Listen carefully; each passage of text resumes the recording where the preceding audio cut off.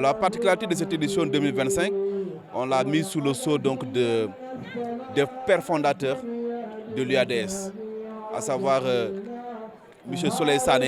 Souleymane Sané, qui a été le président de l'UADS et qui ont fondé cette association-là que nous continuons aujourd'hui l'œuvre. Alors le choix du thème, en fait, c'est de montrer aux jeunes générations qu'avant nous, il y avait des prédécesseurs qui étaient là et qui ont fondé cette association qui aujourd'hui est devenue l'UADS. Et comme l'a rappelé le président Ousmane, c'était l'UNRS, qui était l'Union nationale des ressortissants de Sindian, et qui, du fait également du développement de la diaspora, a été donc assez réducteur. Et nous avons pensé effectivement l'appeler Union donc, pour le développement de Sindian. Alors effectivement, le choix du thème nous rappelle encore des fondements de l'association, parce que l'association a été créée pour créer la cohésion et créer donc l'unité au sein de Sindian.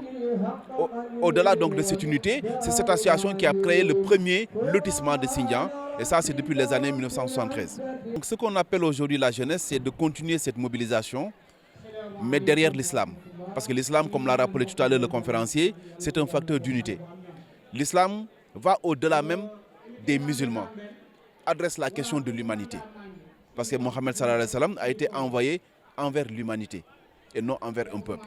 Donc ce que nous leur appelons, c'est de continuer à s'instruire, n'est-ce pas, dans les fondamentaux de l'islam et de pouvoir cultiver un peu la cohésion et la solidarité entre les peuples. Cela témoigne effectivement de la vivacité donc, de notre association, parce que ce n'est pas la première fois qu'il vient participer à cette association, à cette conférence, mais cela témoigne tout simplement de l'intérêt que nous avons vis-à-vis de l'ensemble de nos autorités. Et cela également nous voit droit au cœur, parce qu'aujourd'hui c'est un fils de la région, un fils donc du Fogny, qui vient assister à sa propre conférence. Et c'est un message extrêmement important qui montre que nous sommes tous les mêmes et qu'au-delà donc de sa présence aujourd'hui, nous honorons un fils donc du Fogny qui est là pour magnifier avec nous la foi musulmane en ce mois béni de Ramadan.